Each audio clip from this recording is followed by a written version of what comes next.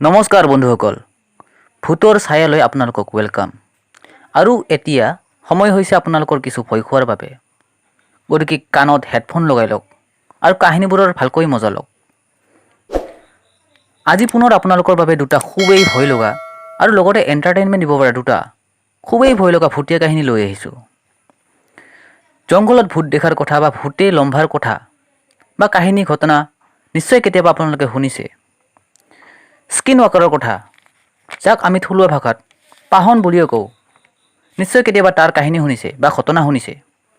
ৰাতিৰ অন্ধকাৰ অকলশৰীয়া ৰাস্তাৰে যেতিয়া আপুনি কেতিয়াবা গৈ আছে, পিছফালৰ পৰা আপোনাক কেতিয়াবা কোনোবাই নাম কাঢ়ি মাতিছে, কেতিয়াবা কোনোবা ছোৱালীয়ে এন্ধাৰৰ পৰা এটা ভয়ংকৰ হাঁহি মাৰিছে, কেতিয়াবা ৰূপ সলাই আপোনাৰ বন্ধু সাজি আপোনাৰ লগে লগে গৈ আছে, বা কেতিয়াবা কিবা এটা জন্তুৰ ৰূপ লৈ আপোনাৰ সন্মুখত থিয় দি ৰৈছে।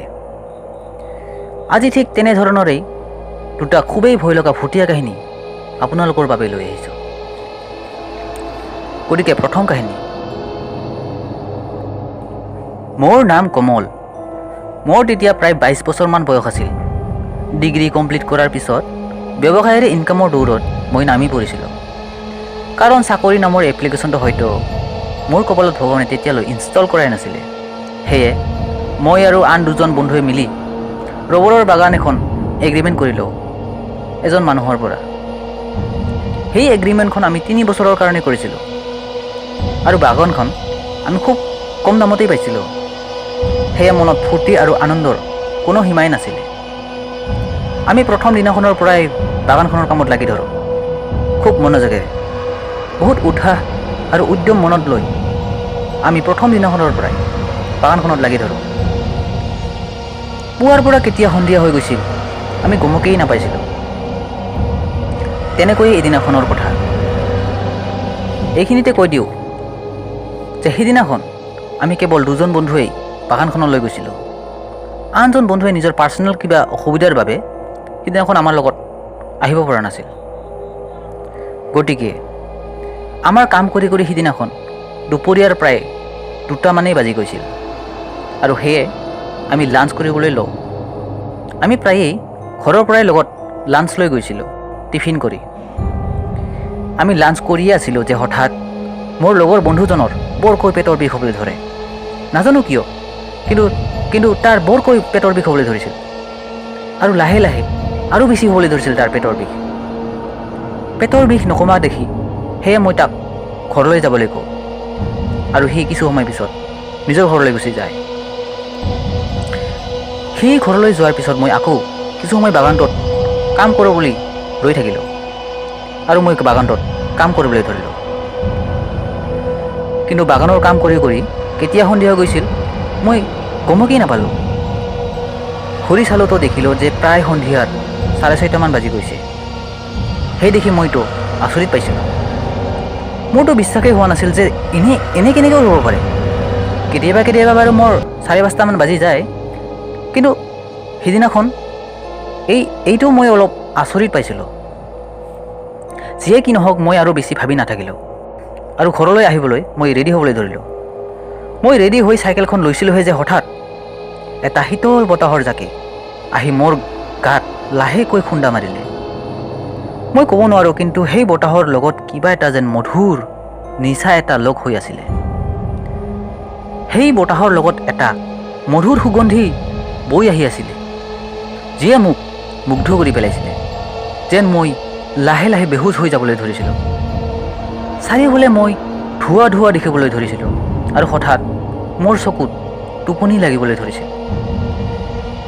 আৰু ইয়াৰ পিছত মই সেই গোটেই বাগানখনৰ মাজত অকলেই শুই থাকিলোঁ বহু দেৰিলৈ। হঠাৎ মই সপোন দেখিবলৈ ধৰিলোঁ যে এটা ক'লা ছায়াই মোৰ ওচৰলৈ আহিছে আৰু মোৰ বুকুত বহি মোৰ ডিঙি হেঁচিবলৈ ধৰিছে। আৰু হঠাৎ সেই ছায়াটোৱে মোৰ গালত জোৰকৈ এটা চৰ মাৰি দিয়ে। সেই চৰ পৰাৰ লগে লগে মই হঠাৎ সাৰ পাই উঠোঁ। কিন্তু মই সাৰ পায়েই যি দেখিছিলোঁ তালৈতো মোৰ চকুত বিশ্বাসেই হোৱা নাছিলে। সঁচাকৈয়ে তাত এটা ক'লা ছায়া থিয় হৈ আছিল। মোৰ ঠিক মূৰৰ ওচৰত এটা মানুহৰ আকৃতিৰ দীঘল কলা ছায়া এটা থিয় হৈ আছিলে। সেই দেখি মই হঠাৎ দৌৰি পলাওঁ বুলি উঠিব খুজিছিলোঁৱেই যে সেই কলা ছায়াটোৱে মোৰ হাত দুখনত ধৰি লয় আৰু ওলোটাকৈ মোক চোঁচৰাই চোঁচৰাই নিবলৈ ধৰে। ভয়ত মোৰ জান প্ৰাণ প্ৰায় যেন উৰিয়ে গৈছিলে। ভয়ৰ বাবে মই ভাবিবই পৰা নাছিলোঁ যে মোৰ লগত সেই চব তেতিয়া কি হ'বলৈ ধৰিছিল। মই ভাবিবই পৰা নাছিলোঁ যে সেই সময়ত মই কি কৰিব লাগে। সেই কলা ছায়াটোৱে মোক কেৱল টানি টানি লৈয়ে গৈ আছিলে আৰু মই লাহে লাহে বেহুচ হৈ যাবলৈ ধৰিছিলোঁ। কিন্তু তেতিয়াই মই হঠাৎ কিবাকে সাহস কৰি বহুত জোৰ জোৰকৈ চিঞৰিবলৈ ধৰিলোঁ। যিমান পাৰোঁ সিমান ডাঙৰকৈ মই চিঞৰিবলৈ ধৰিলোঁ। কিন্তু তেতিয়াই এটা যেন চমৎকাৰ হৈ যায়। মই চিঞৰাৰ লগে লগেই সেই কলা ছায়াটোৱে মোৰ হাত দুখন হঠাৎ এৰি দিয়ে আৰু মই লগে লগে তাৰ পৰা দৌৰি পলাবলৈ ধৰোঁ বহুত বেগত, যিমান বেগত পাৰোঁ। কিন্তু মই দৌৰিতো আছিলোঁ, কিন্তু আগলৈ যেন মই যাব পৰা নাছিলোঁ। দৌৰি দৌৰিও যেন মই এটা ঠাইতে ৰৈ আছিলোঁ। মোৰ এনেই লাগি আছিল যেন সেই কলা ছায়াটোৱে মোক পিছৰ পৰা ধৰিহে ৰাখিছে আৰু যেন মোক আগলৈ যাব দিব বিচৰা নাই। মই বহুত চেষ্টা কৰিছিলোঁ আগৰ ফালে যাবলৈ, কিন্তু যেন মোক সি আগলৈ যাবই দিব বিচৰা নাছিল। কিন্তু ময়ো চেষ্টা এৰা নাছিলোঁ। যিমান পাৰোঁ সিমান বেগত আগলৈ দৌৰি যাবলৈ চেষ্টা কৰি আছিলোঁ। মই দৌৰি থাকোঁতেই হঠাৎ মই পিছৰ ফালে চালোঁ, তো দেখিলোঁ যে সেই কলা ছায়াটোৱেও মোৰ পিছে পিছে মোক খেদি আহিবলৈ ধৰিছে। কিন্তু তেতিয়াই মই কিছু দূৰত লাইটৰ পোহৰ দেখিবলৈ পাওঁ। মই লগে লগে সেইফালে ডাঙৰ ডাঙৰকৈ চিঞৰিবলৈ ধৰোঁ যে হেল্ল' হেল্ল' কোন আছে এইফালে, হেল্ল' কোন আছে এইফালে আহক প্লিজ, মোক বচাওক। আৰু তেতিয়াই সেইফালৰ পৰা দুজন লোকে দৌৰি দৌৰি মোৰ ওচৰলৈ আহি পায় আৰু তেতিয়া গৈ যেন মোৰ প্ৰাণ কিবাকে বাচে। সেই দুজন আন কোনো নাছিল। সেই দুজন লোক মোৰ লগৰ বন্ধু দুজনেই আছিল, মোৰ বেষ্ট ফ্ৰেণ্ডছ। দ্বিতীয় কাহিনী। সেই সময়ছোৱা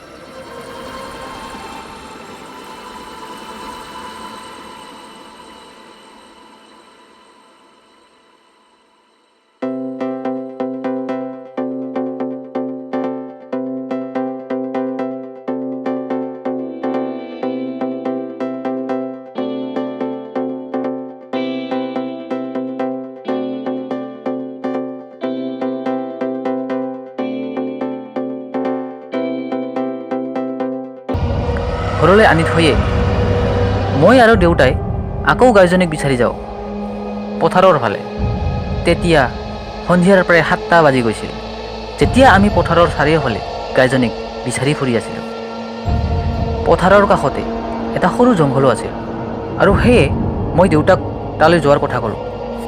কি ঠিক সেই জংঘলৰ ভিতৰতে কিজানি আমাৰ গাইজনী লুকাইয়ে আছে। আৰু সেয়ে কিছু সময় পিছত আমি গাইজনীক বিচাৰি যাওঁ সেই জংঘলটোৰ ভিতৰলৈ। সেই জংঘলটো যদিও বা সৰু আছিল তথাপি বৰ ঘন আছিল আৰু এন্ধাৰ হোৱাৰ বাবে আৰু বেছি ভয়ানক লাগি আছিল। সেয়ে মই দেউতাৰ কাষে কাষেই গৈ থাকিলোঁ। সেই জংঘলটোৰ ভিতৰত আমি গাইজনীক বহু বিচাৰিলোঁ, কিন্তু তথাপিও কোনোফালে বিচাৰি নাপালোঁ। তেতিয়াই মই কিবা এটা শব্দ শুনিলোঁ। মই শুনি আছিলোঁ যে মোক কোনোবাই মোৰ নাম কাঢ়ি পিছৰ পৰা মাতি আছে, অভয় অভয়। হঠাৎ মই চক খাই পৰোঁ যে মোক কোনে বাৰু মাতিলে। মই দেউতাই মাতা বুলি ভাবিছিলোঁ, কিন্তু দেউতাটো মোৰ আগৰ ফালেহে আছিলে তেন্তে তেন্তে কোন হ'ব পাৰে? মই ভাবিলোঁ। মই দেউতাক ক'লোঁ যে কোনোবাই মোক মাতি আছে পিছৰ পৰা। দেউতাই ক'লে যে কোনে? মই পিছৰ ফালে ইংগিত দি ক'লোঁ যে ইফালে। দেউতাই ক'লে যে মাত দিব নালাগে, মনে মনে থাক। আৰু আমি গছৰ আঁৰৰ পৰা মনে মনে চাই থাকিলোঁ যে কোন হয়, এই এন্ধাৰৰ আৰু কোনে মাতিব পাৰে। তেতিয়াই আমি দেখিলোঁ এটা ক'লা ৰঙৰ গৰু, যাৰ চকু দুটি ৰঙা ৰঙাকৈ জ্বলি আছিল, জংঘলৰ আঁৰৰ পৰা ওলাই আহিছিল আৰু লাহে লাহে আমাৰ ফালে আগুৱাই আহিবলৈ ধৰিছিল।